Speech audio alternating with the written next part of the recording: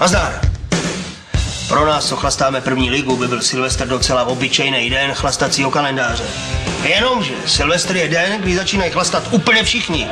I normální amatéři, který neznají své možnosti, přeceňují síly a hlavně nemají vůbec žádný návyky. A některý z nich dokonce chlastají bez pičáku. A to je fakt nezodpovědný. Pane Záku, co je to pičák? Pičák, Lexo. Picí průkaz. No. Ačko rekreační do 2 piv. Bčko kondiční do 6 kousků, Cčko vrcholový do 12 a Tčko na chlast. Na tvrdej. Ježišmarja, jak by jinak tvoje chudák máma barmanka měla poznat, kdo už kdy má dost, ne?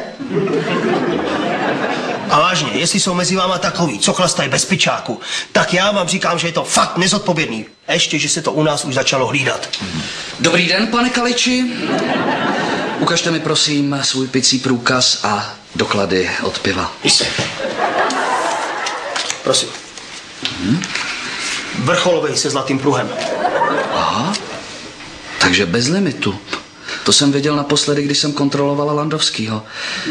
Mohu vidět povinnou výbavu? Otvírák, vývrtka, rezervu máte? Skvěle. Takhle odpovědně, kdyby pili všichni. No a co uděláme s vámi? Já jsem jenom spolujezdec. Aha. A co je tohle? No, Lexo.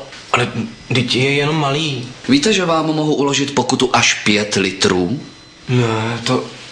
Tak snad jsme lidi, ne? No dobře, no. Když se za vás přimlouvá taková kapacita, tak to bude jenom za litr.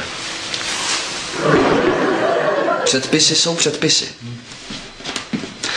Nezapomeňte, od ledna je podle nové vyhlášky nutné mít pivo na tácku po celý rok. Tak šťastnou jízdu.